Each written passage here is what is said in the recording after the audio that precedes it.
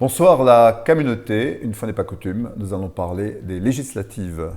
En 2022, Jean-Luc Reitzer avait créé la surprise en renonçant à se représenter dans la 3e circonscription du Haut-Rhin, dont il était le député depuis 1988. Un homme nouveau, Didier Lemaire, porté par la dynamique présidentielle, lui a succédé à l'Assemblée avec une forte abstention, plus de 57% au second tour. 13 candidats étaient en lice en 2022. Certains sont de nouveau devant les électeurs du Sungo et des 3 pays. Il y a 10 candidats aujourd'hui. Nous recevons 3 d'entre eux, les plus représentatifs en termes de notoriété et de poids électoral. Bonsoir messieurs. Bonsoir. Didier Lemaire, sortant Ensemble Horizon, Christian Timmermans, finaliste 2022 pour le Rassemblement national, et Thomas Zeller, candidat de la droite républicaine. Nous n'allons pas débattre sur cette antenne pour la clarté des échanges, mais pour éclairer votre choix. Tour à tour, vous allez pouvoir vous exprimer sur les questions que je vais vous poser. Didier Lemaire, pourquoi êtes-vous candidat à votre succession ? Alors, bonsoir Kai, merci de me recevoir sur votre plateau. Tout d'abord parce que, comme vous l'avez rappelé en introduction, en 2022, je m'étais présenté sous l'étiquette Horizon et j'ai gagné cette élection législative en 2022 et que j'ai entrepris maintenant pendant plus de 2 ans, là depuis 2022 à 2024, un certain nombre de travail et de priorités, notamment sur la santé, la sécurité, le pouvoir d'achat, mais également le monde économique, et que suite à la dissolution voulue par le président de la République, dont je l'ai appris comme tout le monde devant mon téléviseur, évidemment, il y avait un travail que j'avais entrepris, qui était en cours, et je souhaite ardemment pouvoir le poursuivre, tant pour notre territoire, ici dans le sud d'Alsace, Sungo, pays des 3 frontières, mais aussi au niveau national. Christian Timmermans, pourquoi êtes-vous candidat ? Oui, alors cette élection législative a évidemment une dimension nationale, mais également une dimension locale.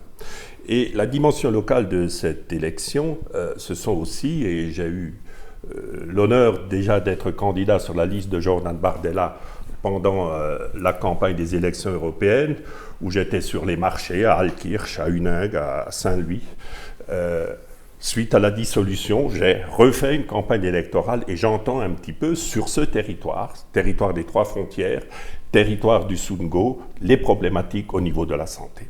Et la problématique principale que j'entends, en dehors des aspects nationaux, pouvoir d'achat, sécurité, immigration, ce sont les dossiers locaux, et notamment la clinique de Saint-Louis. La clinique de Saint-Louis est une aberration. La fermeture des services qui a été entreprise est intolérable et inacceptable. Nous y reviendrons de toute façon. Et une fois, juste pour terminer, et hier, vous avez pu écouter le débat entre Jordan Bardella et le sortant Attal, nous supprimerons les ARS. Les ARS seront supprimés et c'est le député, c'est les élus, c'est les habitants de ce territoire qui fixeront la politique de la santé au niveau de la clinique des 3 frontières. C'est la priorité des priorités. La maternité a été fermée, la chimio a été fermée, le service de coloscopie a été fermé. C'est inacceptable pour les habitants de ce territoire. Je ne voudrais pas revenir sur l'hôpital d'Altkirch. Le sortant n'a pas toute la responsabilité parce que c'est un dossier qui traîne depuis des années,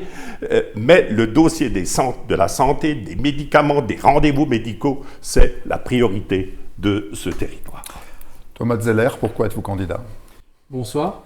Alors vous l'avez dit, cette 3e circonscription, c'était la circonscription de Jean-Luc Reitzer à l'époque, une circonscription de droite, gaulliste, et c'est dans cela que je m'inscris pour défendre les valeurs de la droite républicaine, de la droite gaulliste dans cette circonscription, avec le soutien de Jean-Luc Reitzer, le député qui était bien connu et reconnu dans cette circonscription, défendre les valeurs du territoire des 3 frontières, du Sungo, où je suis également présent par le travail et où je vis dans les 3 frontières.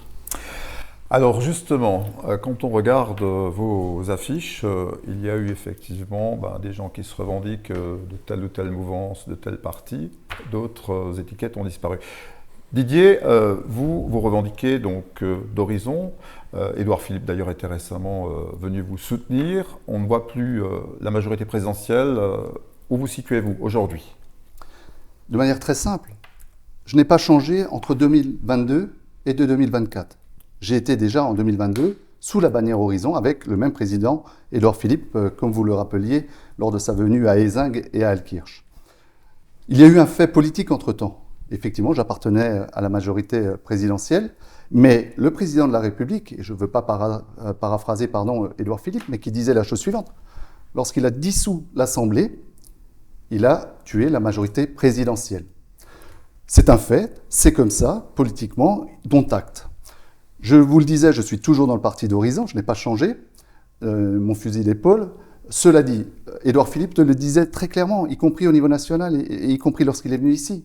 C'est-à-dire qu'il souhaite pouvoir créer une nouvelle majorité sur un champ plus large, avec, partant d'une droite, modérée, et s'ouvrant jusqu'à une gauche social-démocrate. D'autant plus que moi, c'est un sujet qui me parle beaucoup, parce que dans le cadre d'une mission d'information que j'ai eu l'occasion de porter pour l'Assemblée nationale avec tous les partis politiques, j'ai eu l'occasion dans cette configuration-là. Et effectivement, il a été possible de travailler sur cet arc plus large et de manière, très intéressante et très intelligente. Malheureusement, on le voit souvent, mais on y reviendra peut-être tout à l'heure, sur le fait de pouvoir travailler de manière beaucoup plus difficile sur des blocs d'extrême, où là, en l'occurrence, dès qu'il y avait des caméras et des micros, c'était juste impossible, malheureusement. Alors que pour moi, il y a toujours l'intérêt général qui prévaut. Christian Timmermans, vous êtes le responsable du Rassemblement national en Alsace. Est-ce que vous avez approché des candidats éventuellement LR pour venir avec vous? Écoutez, moi, je ne suis pas rentré dans cette tambouille.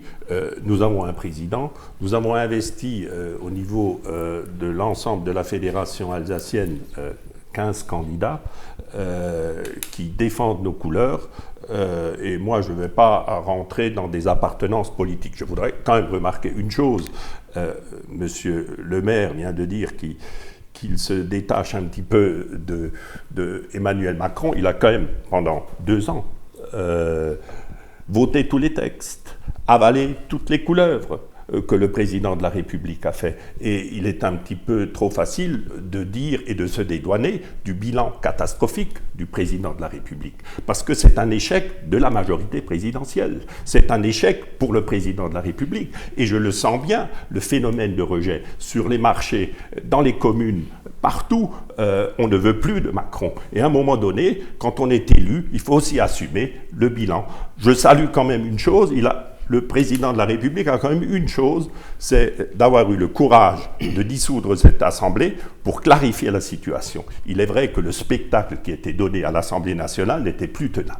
Et à un moment donné, il a eu, c'est peut-être le seul hommage que je lui rends, le courage politique de dissoudre cette Assemblée. Et je souhaite pour notre pays que le Rassemblement national ait la majorité absolue pour que Jordan Bardella puisse être Premier ministre. Parce que c'est important, si la NUPES, avec le spectacle qu'ils ont donné, et avec le programme économique catastrophique, notre pays sera sous tutelle dans la semaine qui vient par le FMI. Donc nous sommes actuellement le seul et unique rempart vis-à-vis de la NUPES et d'une possibilité de Mélenchon comme Premier ministre. Thomas Zeller, vous êtes conseiller d'Alsace, vous êtes maire de Egenheim, on vous a connu candidat LR. Est-ce que vous êtes encore aux Républicains?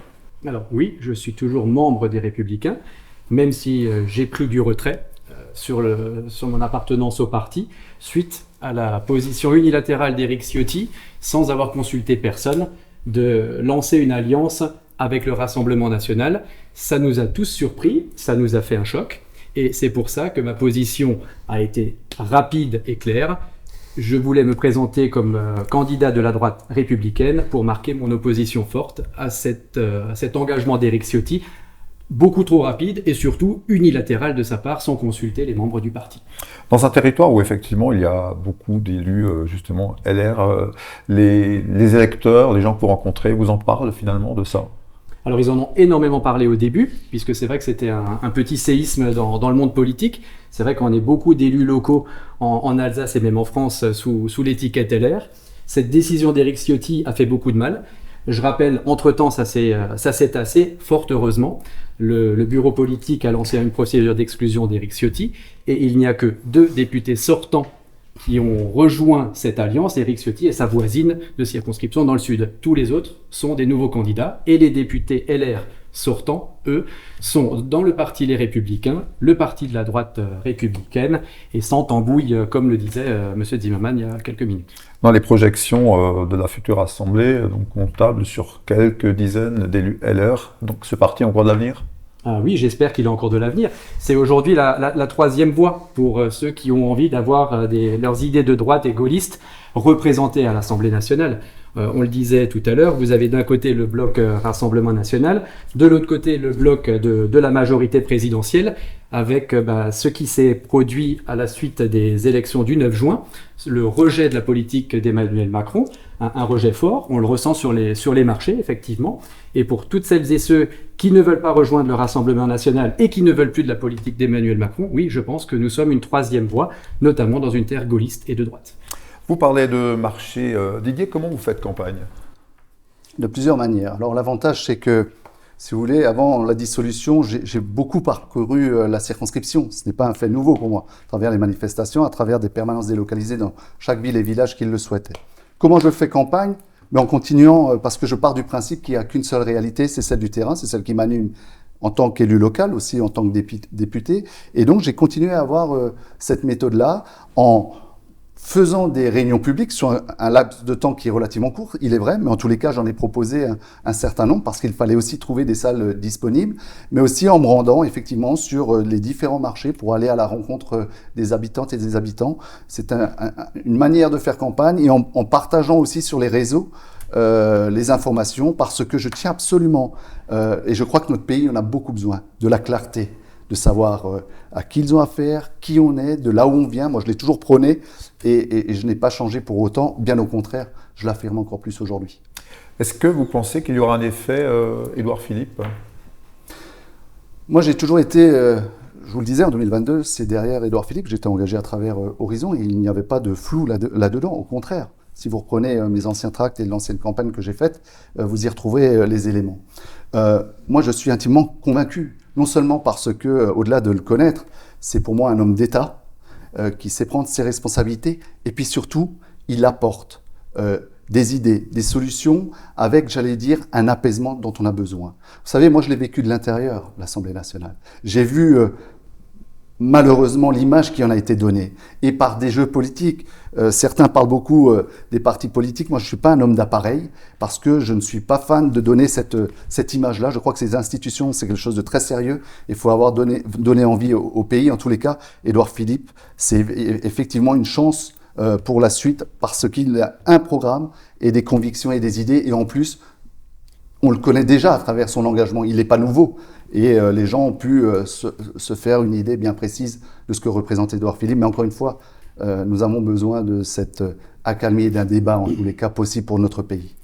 Alors, Christian, justement, Didier parlait de l'ambiance de l'intérieur de l'Assemblée nationale. On a eu l'exemple pendant de longs mois. Donc, cette Assemblée nationale-là, les Français n'en veulent plus. C'est trop le cirque, entre guillemets. Demain, ça risque d'être pareil.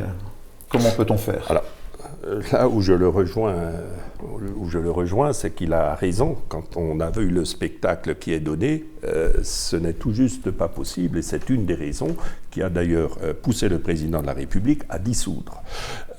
Par contre, pour que l'Assemblée nationale ait de nouveau une sérénité, il faut absolument, et je me répète, que notre mouvement politique ait la majorité avec une partie, peut-être des Républicains. Nous verrons les forces en présence le 7 juillet. Pourquoi pas ? Pour que nous ayons enfin une paix intérieure, pour que nous puissions nous attaquer aux dossiers qu'attendent les Français en matière d'immigration, en matière de sécurité, en matière de pouvoir d'achat. Parce que si on a de nouveau le spectacle et ce qu'on a vu pendant ces 2 dernières années, ce n'est juste plus possible. Il faut qu'on ait un gouvernement stable qui puisse de nouveau remettre la France sur les rails. Alors ce sera sans doute pas facile. Parce qu'il y a quand même eu un déficit au niveau des finances publiques. Nous avons 3100 milliards de déficit pour le Mozart de la finance qui a gouverné pendant 7 ans, c'est quand même un échec cuisant. Donc il faut remettre de l'ordre dans nos finances, il faut remettre de l'ordre dans nos services publics, il faut remettre aussi, donner les moyens aux forces de l'ordre, de la police, de la gendarmerie, pour que nous ayons de nouveau un pays qui soit en sécurité. Il y a quand même 120 attaques au couteau tous les jours sur notre territoire. Mais revenons sur Hier, j'étais à Montrevieux, justement. Vous dites comment je fais campagne. Oui. J'ai rencontré un certain nombre d'élus. Ils me parlent aussi de problèmes de sécurité, où les forces de gendarmerie mettent parfois 45 minutes pour arriver sur les faits.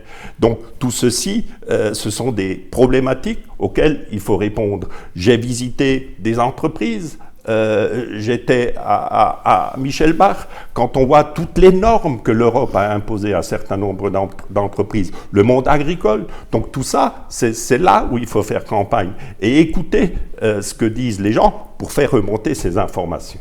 Thomas, vous faites les marchés aussi, mais pas que. Pas que. Alors, on va dire, quand on est un homme politique de terrain, on est en campagne tout le temps. On est en campagne toute l'année. Étant maire, conseiller d'Alsace, je sillonne le canton, et pas que. Je suis aussi vice-président des maires du Haut-Rhin. Ça permet de rencontrer aussi beaucoup d'élus pour sentir la tendance et le mécontentement qui remonte.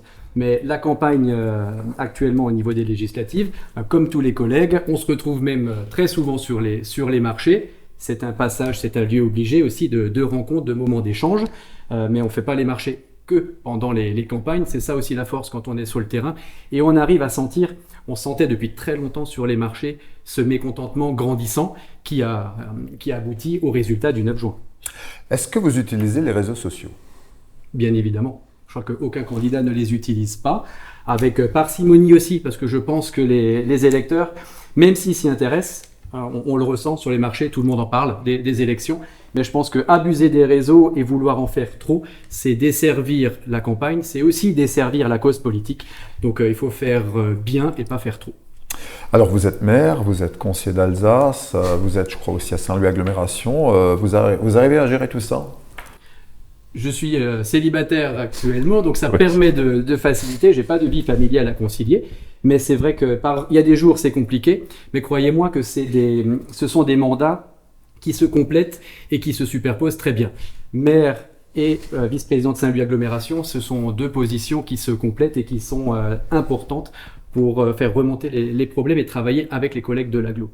Conseiller d'Alsace, c'est pareil, on se rejoint dans les mêmes réunions pour porter la voix des projets du territoire. Donc ce sont plutôt des mandats très complémentaires et c'est ce qui manque un peu dans le pays. Moi j'étais opposé à la fin du cumul des mandats parce qu'on se retrouve dans la situation dans laquelle on est aujourd'hui, avec des élus nationaux totalement déconnectés de la réalité du terrain, des collectivités locales, des mairies, des concitoyens, alors que lorsqu'on avait des députés qui pouvaient encore être maires à côté, ils pouvaient savoir ce qui se passait sur le terrain, les problématiques et les problèmes de ses concitoyens.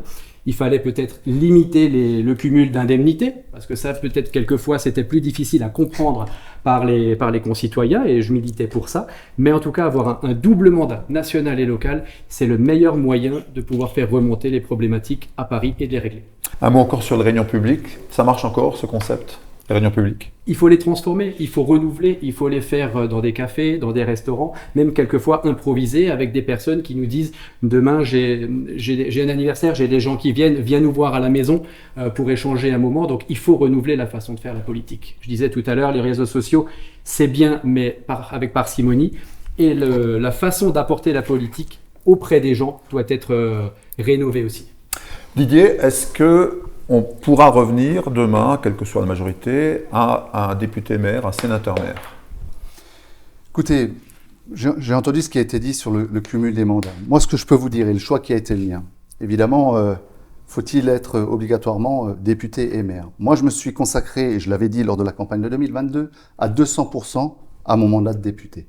Et je peux vous assurer qu'avec l'énergie, la force que cela demande, si on veut bien faire les choses, je ne m'ennuie pas en ayant que le mandat de député. Cela dit, j'ai gardé mon mandat de conseiller municipal et intercommunal.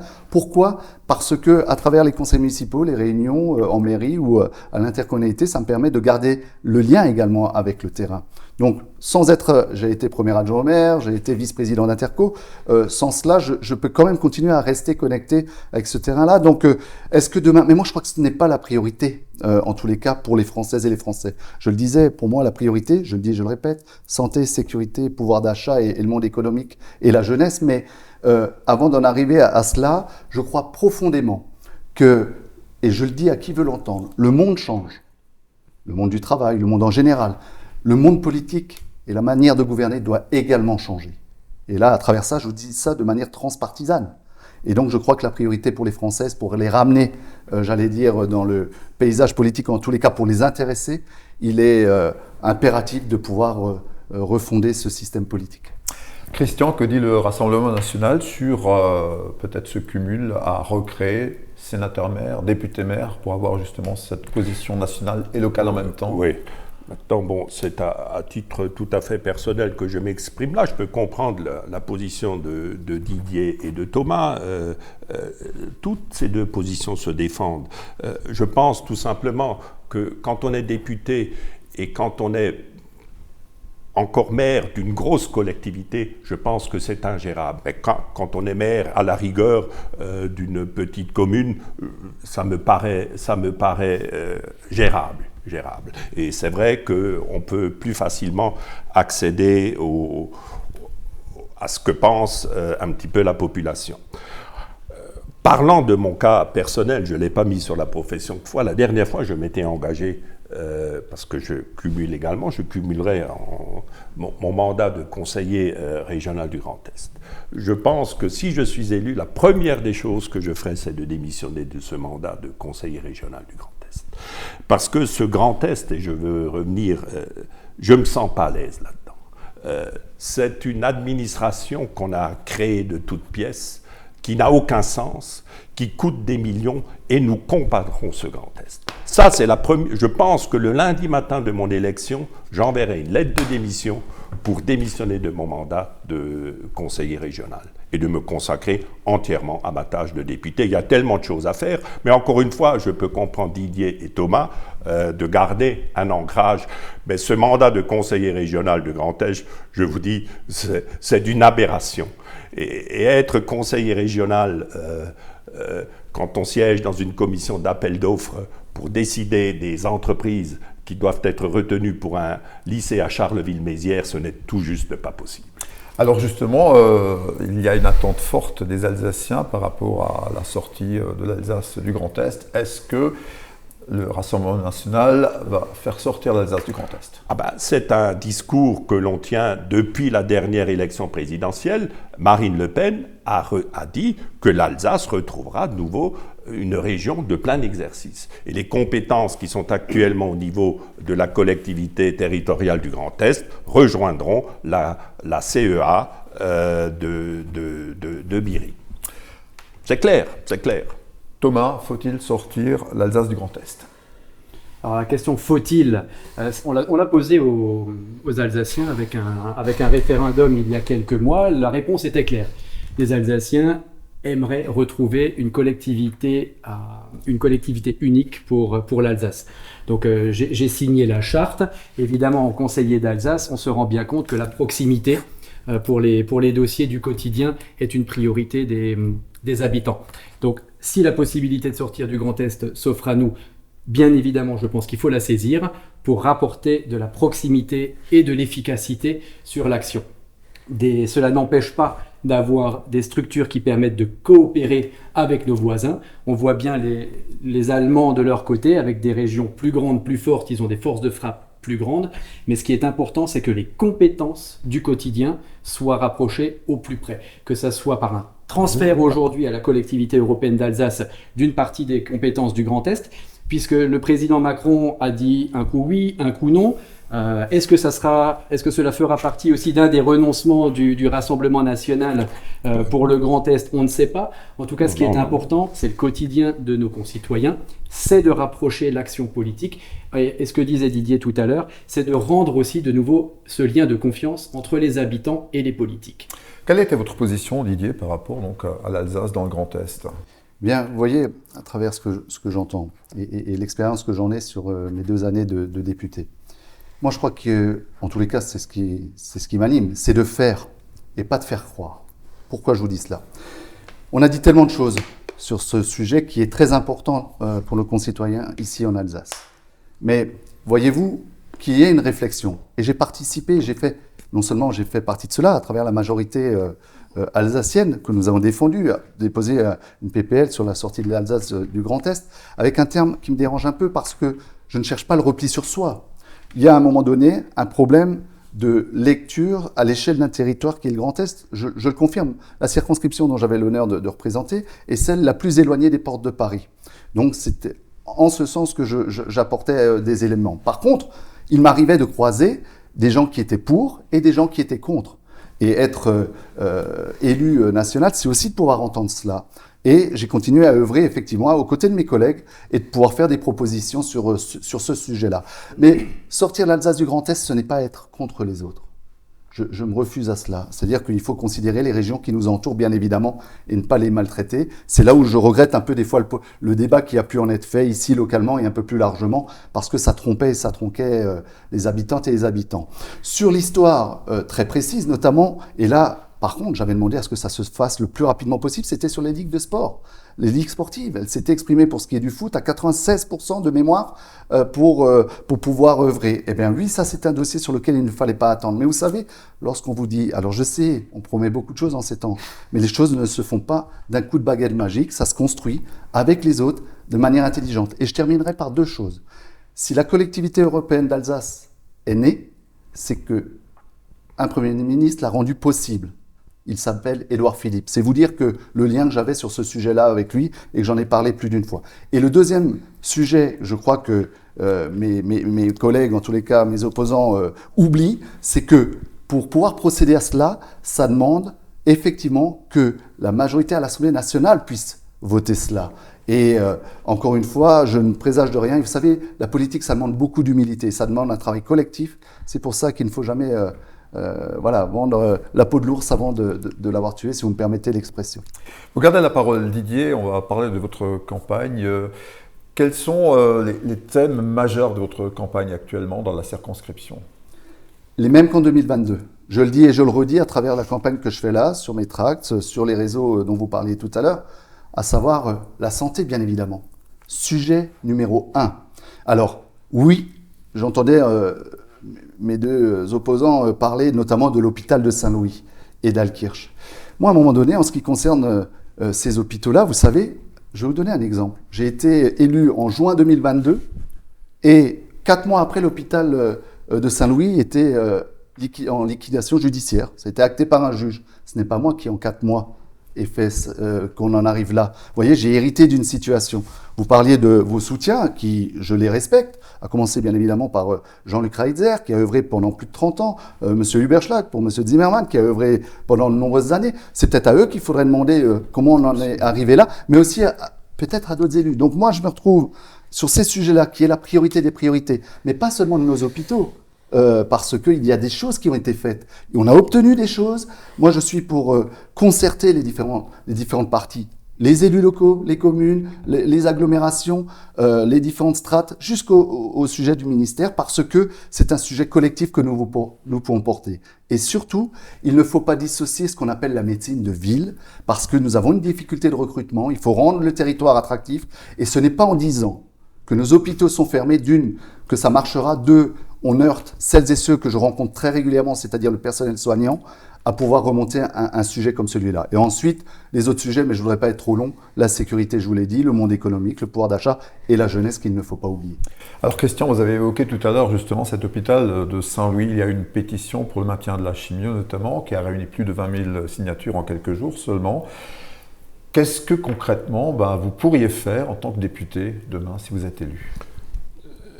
Je pense que sur ce territoire, il ne suffit pas de faire venir des ministres du gouvernement, il faut que le député à Paris tape sur la table pour faire avancer les dossiers. Et je l'ai déjà dit, il faudra qu'on change les structures administratives dans notre pays.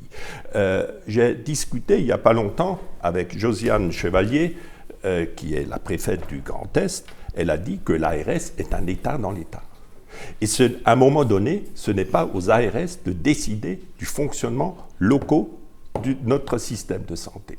Ce n'est pas aux fonctionnaires de l'ARS de décider, c'est aux élus de décider. Et le député devra imposer à Paris, au ministre de la Santé, la volonté de ce qui se passe au niveau des habitants de notre territoire. Oui, il y a aussi un problème de personnel.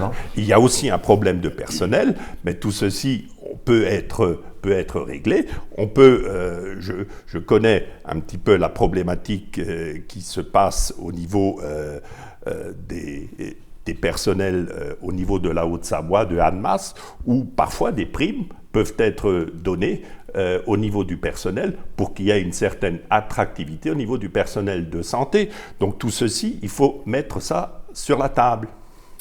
Alors Thomas, vous êtes l'élu concerné directement par l'hôpital de Saint-Louis qui est entré dans le giron du GHRMSA donc le 1er janvier 2023. Je pense que ce problème d'hôpital, c'est la priorité absolue dans le secteur des 3 pays. Alors sur le territoire, c'est la priorité absolue effectivement pour les habitants de mon canton. Là où je rejoins mes collègues, c'est effectivement un problème beaucoup plus vaste qu'on pourrait le croire. Il y a le problème de personnel, il y a le problème de l'ARS, et là je rejoins Christian Zimmermann là-dessus. C'est vrai qu'on a également entendu ces propos que l'ARS est un État dans l'État. Et c'est totalement inadmissible que le gouvernement qui se dit en faveur de la santé avec un accent fort sur ses priorités ne réforme pas une institution qui est bloquante. Même si l'ARS a mis des millions et des millions sur l'hôpital de Saint-Louis, il faut aussi rendre à César ce qui est à César. Le blocage et la situation ne découlent que de cet immobilisme d'une institution qui bloque le développement et tous les hôpitaux, et pas qu'en Alsace. Donc sur le territoire de Saint-Louis, là aussi, il faudra que le député puisse, comme l'a dit M. Zimmermann, taper sur la table. Il ne faut pas seulement faire venir des ministres. Cela dit en passant, elle est venue qu'à Altkirch, elle n'est pas venue à Saint-Louis. Et ça a été très mal pris par le territoire de Saint-Louis, le fait de cette absence. Les élus ont pu rencontrer quelques minutes la ministre, mais sur Altkirch. Donc ça montre aussi, ça donne le signal que même si on fait venir un ministre dans le territoire, le député, lui, doit avoir de l'influence. Et quand on a de l'influence, on la fait venir sur le territoire. Faut pas seulement être un député influencé par son parti, il faut aussi être un député qui a de l'influence. Et c'est ce qu'il faut pour le territoire, il faut savoir taper sur la table.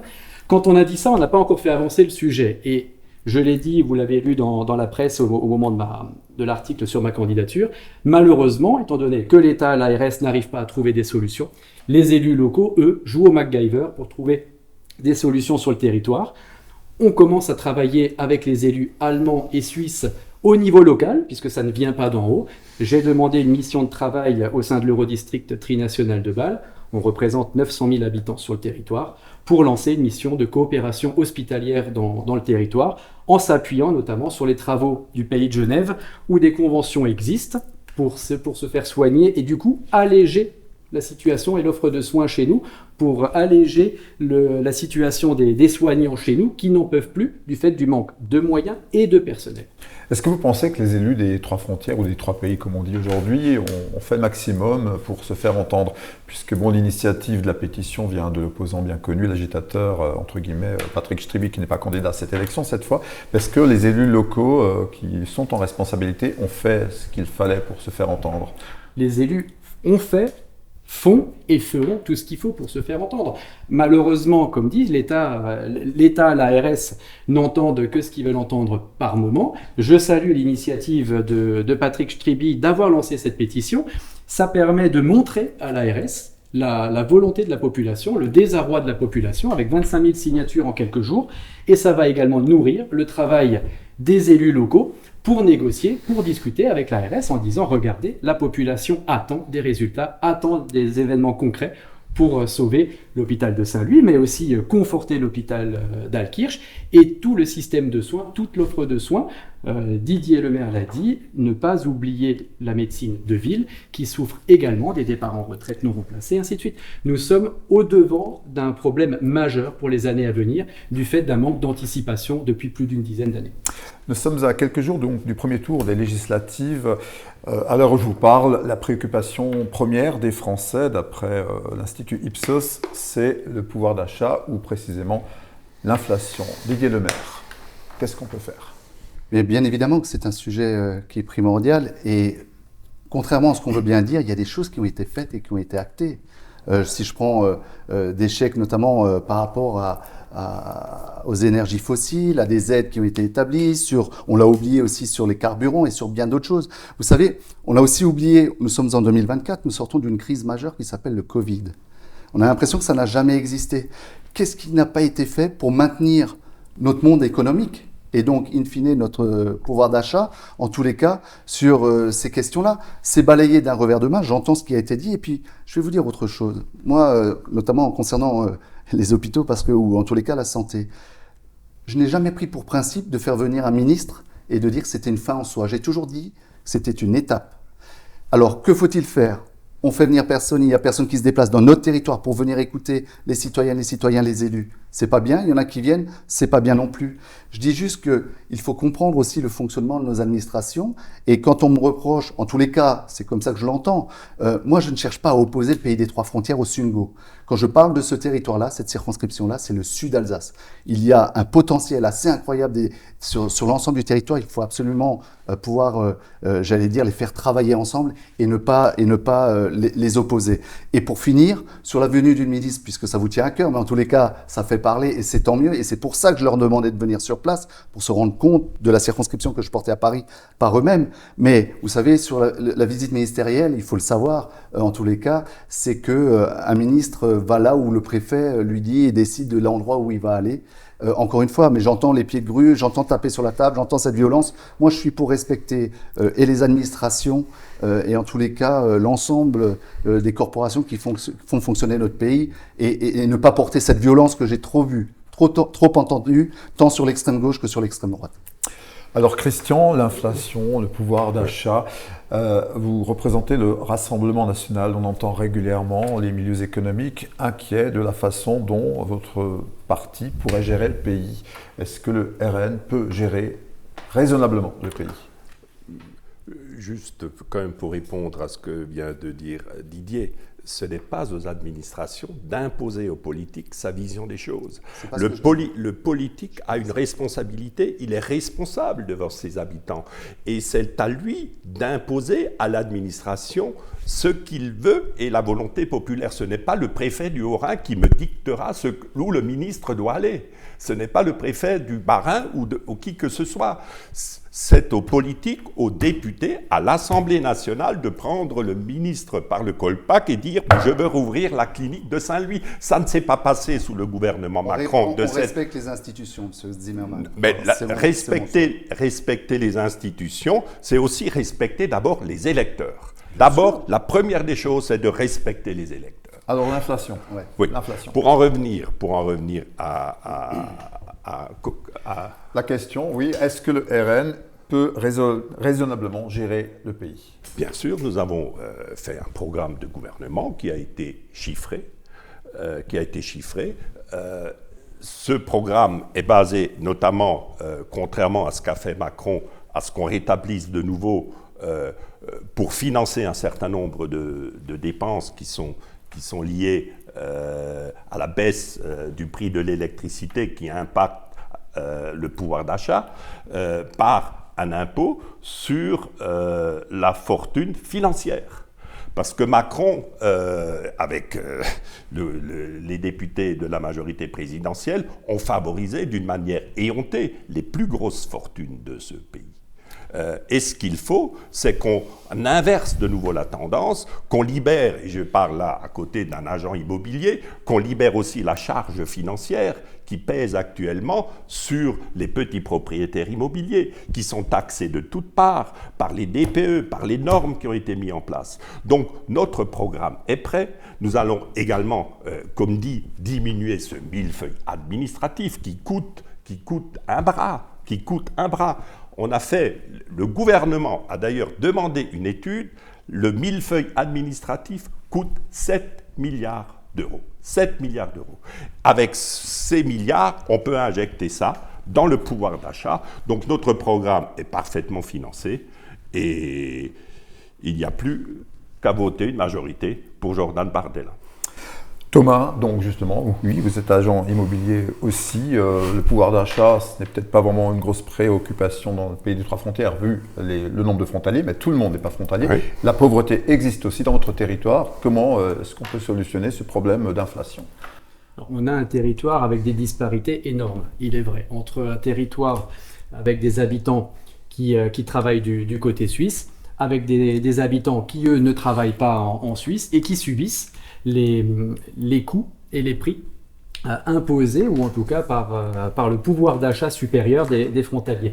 Je pense qu'il faut aussi remettre, que ce soit au niveau local mais au niveau national, la valeur travail en avant. Il faut continuer les efforts pour défiscaliser des heures supplémentaires, inciter au travail, inciter à la création de richesses des entreprises. Je pense que c'est vraiment un cercle vertueux à relancer, en abolissant un certain nombre de normes, en arrêtant cette gabegie de normes pour toutes les entreprises.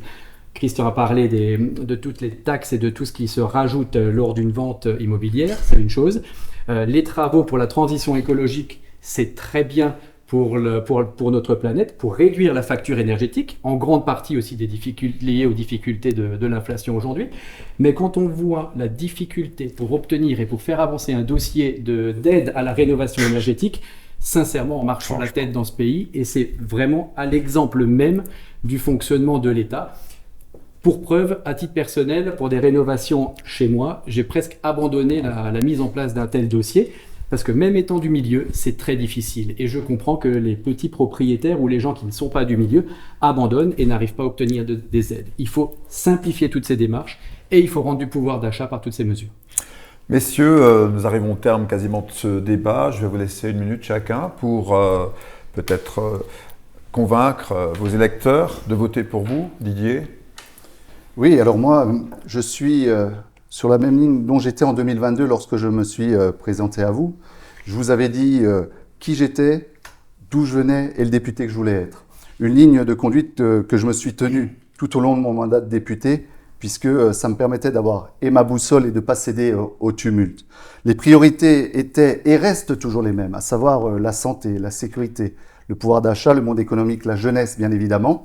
Et je continuerai à avoir cette méthode qui est la mienne. Parce que nous avons besoin de sérénité, notre pays ne peut pas se permettre d'être dans l'immobilisme, contrairement à ce qui est prôné actuellement au schéma national. Et en tous les cas, je le ferai à travers cette méthode qui a été la mienne, de vouloir vous rencontrer. J'avais écrit à l'ensemble des maires de la communauté, en tous les cas de la circonscription, les 128 maires, pour venir à votre rencontre, venir à la rencontre des élus et surtout battre le pavé, battre le terrain, en tous les cas pour continuer à pouvoir porter la circonscription à Paris comme je l'ai fait. Des choses ont été obtenues, des choses sont en cours. Je veux continuer ce travail qui est en cours. Christian, pourquoi faut-il voter pour vous ? Alors, on a discuté des enjeux locaux qui sont importants et ce sera la priorité de mon mandat si vous me confiez la tâche de député. Mais l'enjeu qui se dessine à notre pays est aussi un enjeu national.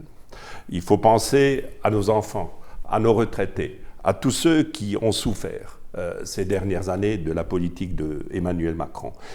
Il faut que notre pays ait de nouveau un cap.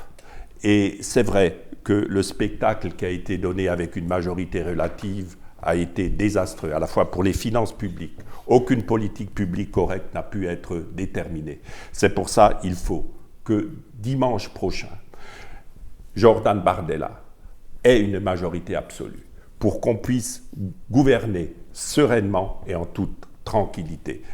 Ceci est nécessaire. Alors il y aura peut-être des appuis que nous aurons besoin des Républicains. Mais nous ne pouvons pas laisser notre pays aux mains des Mélenchon et des extrémistes qui veulent la fin de notre pays. Quand je vois la politique qui est menée par cet amalgame qui va de François Hollande à Dominique Strauss-Kahn à Mélenchon, ce n'est tout juste pas possible. Et malheureusement, ou heureusement, la majorité actuelle présidentielle est vouée à l'échec. Voter un député de Macron, c'est voter une impasse, parce qu'ils ne seront pas en capacité de former une majorité. Seul le Rassemblement national, avec les élus gaullistes et républicains, pourront parvenir à réunir une majorité de Français. Merci Christian. Thomas ? Le 30 juin, je veut pour le premier tour de ces élections porter le message et la valeur de la droite républicaine et une valeur de bon sens qui caractérise mon action d'élu depuis plus de 10 ans. Remettre du bon sens dans les décisions et dans les actions à Paris. Remettre du bon sens dans toutes les réglementations et dans tout ce qui doit être décidé pour le pays. On en a grandement besoin. On en a parlé tout au long de ce débat. Je veux aussi mettre toute mon énergie, toute ma force, toute mon audace, toute ma volonté dans cette candidature et dans cette élection. Toute ma proximité également, c'est également une force qui me caractérise. Mes concitoyens dans mon canton et au-delà me connaissent par cette qualité-là. Je veux aussi qu'on puisse voter pour quelqu'un qui puisse travailler avec ses élus de l'autre côté des frontières, du côté allemand, du côté suisse, avec lesquels j'ai de proches relations depuis quelques années. Donc le 30 juin, si vous voulez faire monter haut les couleurs de la droite républicaine et gaulliste de notre circonscription, je vous invite à voter pour moi dès dimanche. Cette émission spéciale législative touche à sa fin. Alors avec Kai, il y a toujours la question finale qui est une question surprise. Vous ne l'attendiez pas, messieurs. On va se projeter dans quelques semaines, quelle que soit l'issue du scrutin. Didier, qu'est-ce que vous avez prévu cet été? Alors, je vais rester sur ce que j'avais prévu avant la dissolution. Je voulais absolument être sur la circonscription et on ne partait pas forcément très loin, mais sur notre territoire parce qu'il y a tant de choses à découvrir et une richesse. On a toujours tendance à vouloir aller ailleurs, mais on peut se ressourcer bien localement ici chez nous. Christian? Oui, moi j'avais prévu tout simplement de fêter l'anniversaire de ma fille demain. Et malheureusement, j'ai une fille qui est derrière moi, qui me soutient. Elle est venue faire campagne avec moi et cet anniversaire a été reporté. Et Thomas?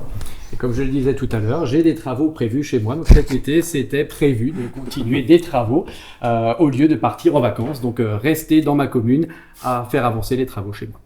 Messieurs, je vous remercie. Christian Zimmermann, candidat RN, Thomas Zeller, candidat de la droite républicaine, Didier Lemaire, sortant Horizon Ensemble. Je vous souhaite une bonne fin de campagne. Bravo pour la qualité de vos échanges, pour le respect mutuel.